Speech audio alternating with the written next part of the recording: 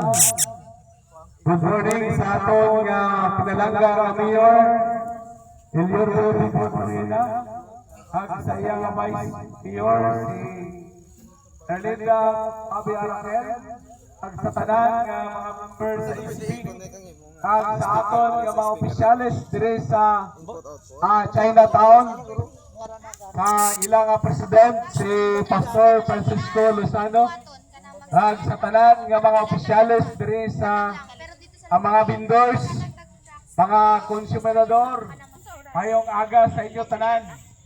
Ari naman kami diri sa inyo sa paghadala sa maayong balita diri sa Chinatown. Nagainlain kita nga mga lugar kung sa diin kita naghalin. Ngayong aga, kaga madamo gid salamat sa Ginoo kay gintagaan pa niya kita sa isa ka kahigayunan nga makakadto pa diri. So, hari kami sa pagdala sang minsay sang Ginoo. Di kamo magkabalakan, di kami magpangayo-ngayo, di kami magdalag sobre para magpalapit niya sa inyo. Kundi ang amon lang is magdala kami sang mayong balita. Libre, wala bayad. Ay, di kaya. Ang amon is mahasangyaw namon ang pulong sa Ginoo para sa inyo.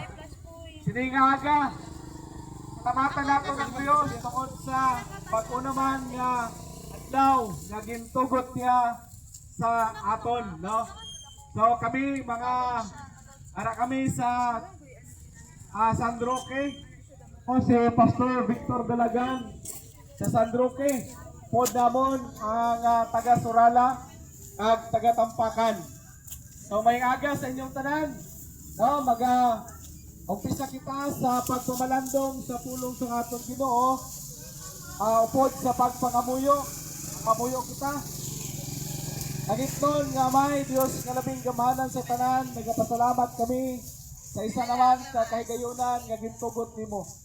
Lord, akon prayer Ginoo sining lugar nga padayon nimo Ginoo nga pakamayuhon bisan pa Lord God ang mga tao nga nagakadto diri kag nagapwesto.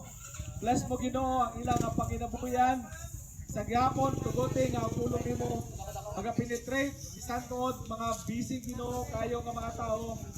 Lord, walay busy Ginoo sa imuhang mga pulong pag ikaw na Ginoo ang makikistorya. Salamat Lord God sa imong balahan ng Espiritu na nagapatunga kag nagapalihok, nagapangikot sa tagsa-tagsa namon nga pusoon. Kay kami sing langit nga kaalam, prihi Ginoo ang amon nga mga kaisipan kag espirituhanon nga mga mata. Ako do Dios amon mapansin ang amon kaugalingon nga nagakinanglan Ginoo sa imuha. Salamat sa kagayunan, ini akon pangamuyo sa ngalan ni Jesus. Amen. God, amen. Siningaga, aton pamalandungan, ang pulong sa aton Ginoo. May dalawa ka balita nga ginhatag ang Dios sa aton, no? Ginpadala, ginpalinton sa aton tanan. Dalawa ka balita ang ginpalinton sa aton, ginhatag sa aton Ginoo. May ara sing maayo nga balita kag may ara man sang dautan nga balita.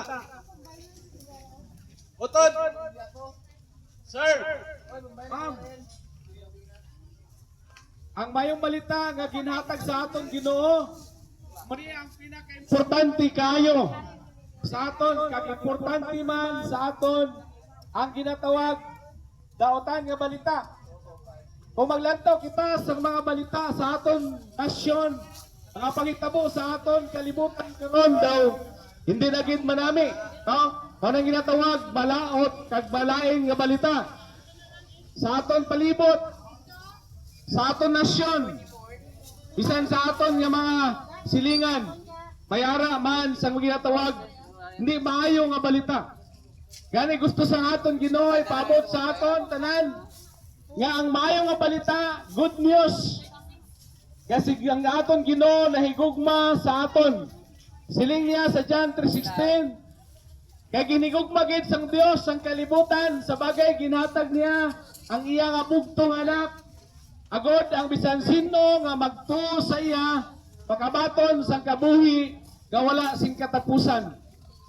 Amo ni ang ginatawag maayo nga balita. Ang maayo nga balita ginhatag niya kay ginhigugma niya ang kalibutan. Sir, ma'am, naari kami dire bangod kay ipabot namon ang gugma sa Ginoo para sa inyo tanan. Ginigugma sang Dios, ginigugma kita sang Dios.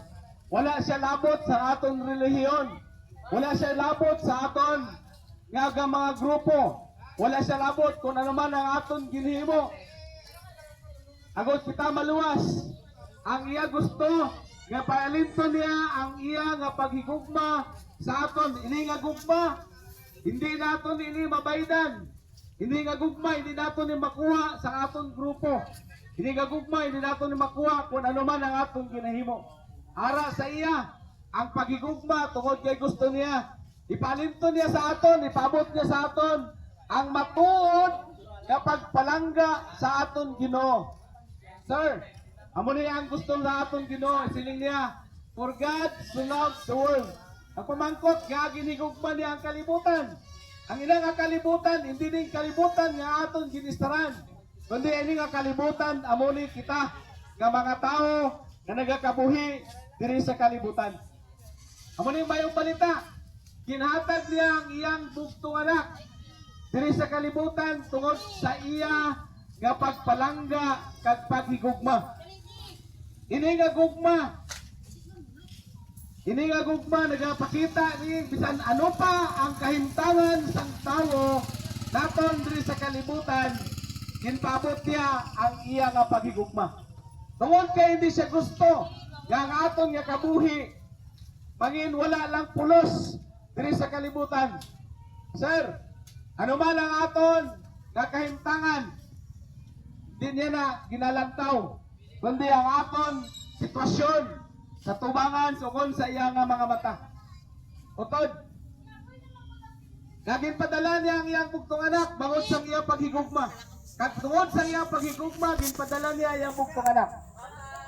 Kabalo siya, nga ang kalibutan nagkinahanglan gid sang kaluwasan. Naman, tungod kay ang tao makasasala. Siling sa Roma 3:23, ang tanan nakasala og nahilayo sa presensya sang aton Ginoo. Ang aton nga kinabuhi, samtang ari pakita diri sa kalibutan, nagakabuhi sang sala. Siling niya nahilayo kita sa presensya sang aton Ginoo, kag wala sing isa ka tawo nagapangita sang aton Ginoo, kag wala sing tawo nga gusto nga magpalapit sa aton Ginoo. Tungod kay siling niya sa John 3:16, for God so loved the world that He gave His only begotten Son, and those who believe in Him should not perish but have everlasting life. Siling niya sa preceding verse, nga ang kasanag kahayag nagkadto diri sa kalibutan, pero ginpili sang tao ang kadulom. Hindi gusto ang tao nga magpalapit sa Ginoo. Hindi gusto ang tao nga magpasanagan ang iya kabuhi. Magmalo kita ang aton kabuhi pangula dira sa aton Ginoo. Unogid sa kadulom. Kag ina nga kadulom amo na naghatag sa aton kapahamakan. Kag ina nga kadulom naghatag sa aton wala sing kasiguruhan nga kita makakadto dito sa langit. Taman, siling ko kaganina, siling sang pulong sa aton Ginoo. Ang tanan nakasala kag nalayo sa presensya sa aton Ginoo. Problema ina, ang hindi na maayo nga mga balita sa aton kabuhi. Hindi na maayo nga ang aton kabuhi, magapabilin dira sa kasalanan. Siling sa balaang kasulatan, ako kag ikaw makasala. Kag siling sa balaang kasulatan in Romans chapter 3 verse 10, wala ni isa nga matarong nga tubangan sa Ginoo. Wala ni isa nga nagapangita kag gusto makabati sa pulong sa aton Ginoo. Bangod kay ginaulipon kita sang sala.